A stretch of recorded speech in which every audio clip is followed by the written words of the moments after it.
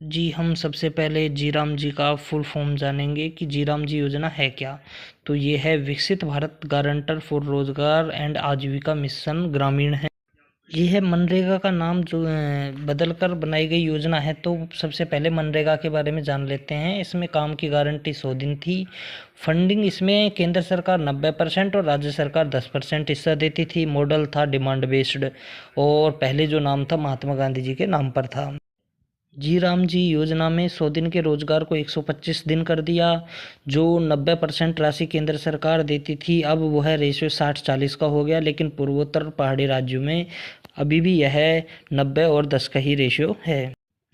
यह जीराम जी योजना में मानक आधारित कर दी गई है, जो कि मनरेगा में मांग आधारित थी। अब हम जानेंगे मांग आधारित मॉडल और मानक आधारित मॉडल दोनों में क्या फ़र्क है।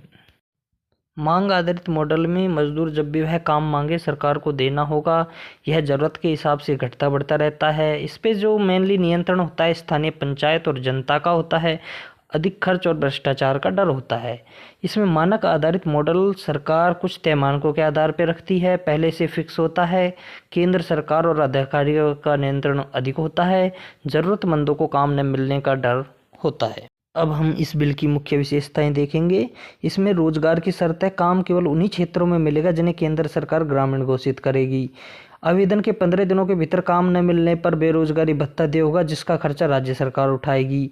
इसमें काम की 4 कैटेगरियां बांटी गई हैं। पहली है जल सुरक्षा, दूसरी मुख्य ग्रामीण इंफ्रास्ट्रक्चर जिसमें सड़कें और पुल हैं, आजीविका से जुड़े कुछ असेट्स हैं, कृषि सहायता है जिसमें क्लाइमेट रेजिलियंस है, प्राकृतिक आपदा बचाव। इसमें सभी असेट्स को विकसित Bharat national rural infrastructure stack से जोड़ा गया है। अब हम इसके पक्ष और विपक्ष के बारे में जानेंगे। सरकार का पक्ष है कि यह 20 साल पुरानी योजना को अपडेट करना जरूरी था ताकि भ्रष्टाचार खत्म हो सके। राज्यों की जिम्मेदारी लेने के लिए प्रोत्साहित करने हेतु फंडिंग स्ट्रक्चर बदला है, काम की दिनों की संख्या बढ़ाई गई है।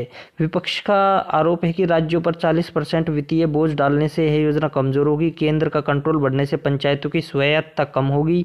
यह बिल ग्रामीण गरीबों की सुरक्षा और गारंटी को खत्म करता है।